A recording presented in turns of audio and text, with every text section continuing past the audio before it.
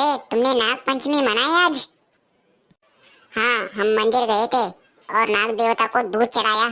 थोड़ा डर भी लगा था, लेकिन ये हमारी परंपरा है, इसलिए मानना जरूरी है। बिल्कुल सही कहा। हम लोग भी सुबह सुबह मंदिर गए थे। ये त्योहार कितना पुराना है, सोच कर ही आश्चर्य होता है। और ये हमें प्रकृति और हमारे आसपास के वातावरण से जोड़ता है।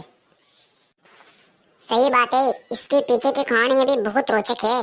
जैसे भगवान के शिव के गले में सर्प का होना, जो शक्ति और सुरक्षा का प्रतीक है।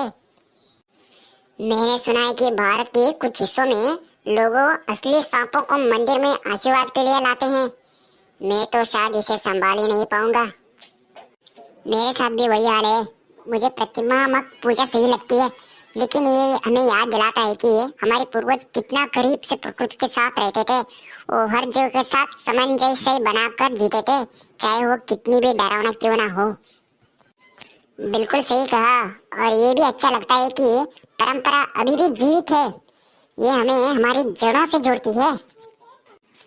हाँ, और शायद ये रिवाज सांपों की संख्या को नियंत्रण रखने का भी एक तरीका है, ताकि उन्हें नुकसान ना पहुंचे और वो भी हमारी सीमा का सम्मान करे।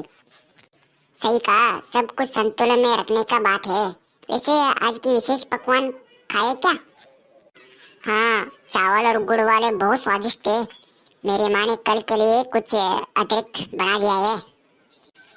वाह, वो तो सबसे बढ़िया है। शायद मैं कल तुम्हारे घर आ जाऊं। वैसे नाग पंचमी के बारे में कुछ नई बातें भी जानने को मिली है इस बार।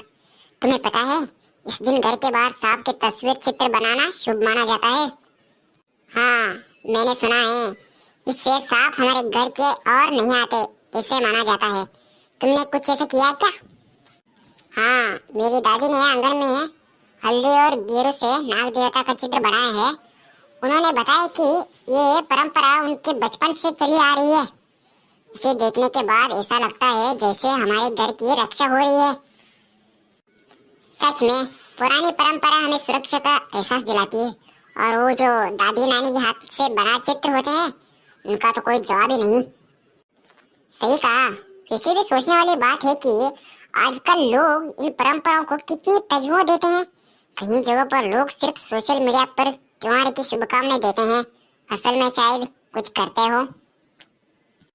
ये बात तो है, लेकिन मुझे लगता है कि हमें अपनी नई पीढ़ी को इन चीजों से जोड़ कर रखना चाहिए। चाहे थोड़ा सा सही है सही, पर कुछ परंपरा का काम जरूर करना चाहिए। बिल्कुल। वैसे आज तो मैंने नाग पंचमी की कथा भी सुनी है। उसमें बताया गया है कि कैसे नागों की पूजा मनुष्य और प्रकृति के बीच संतुलन बना रहता है। हाँ, वो कथा सुना है मैंने भी। उसमें बताया गया है कि अगर नाग देवता प्रसन्न होते तो वो हमारे परिवार का रक्षा करते हैं, और अगर नहीं हो तो नुकसान भी हो सकता है। ये कहानी हमें जिम्मेदारी का एहसास दिलाती है कि हम अपने पर्यावरण का ध्यान रखें। सही बात है। वैसे हमारे गांव में इस दिन की रात में सांपों से जुड़ी कहानियां भी सुनाई जाती है। वो कहानी सुनने में बड़ा मजा आता है और डर भी थोड़ा लगता है। अरे वाह, ये तो मजेदार है। मैं कभी तुम्हारे गांव आऊंगा ना तो ये कहानी सुनूंगा।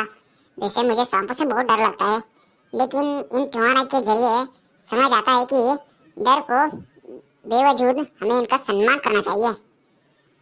बिल्कुल। और ये बात सिर्फ सांपों के लिए नहीं, बल्कि हर जीव के लिए है। हमें हर किसी के साथ संतुलन बनाकर चलना चाहिए। सही कहा।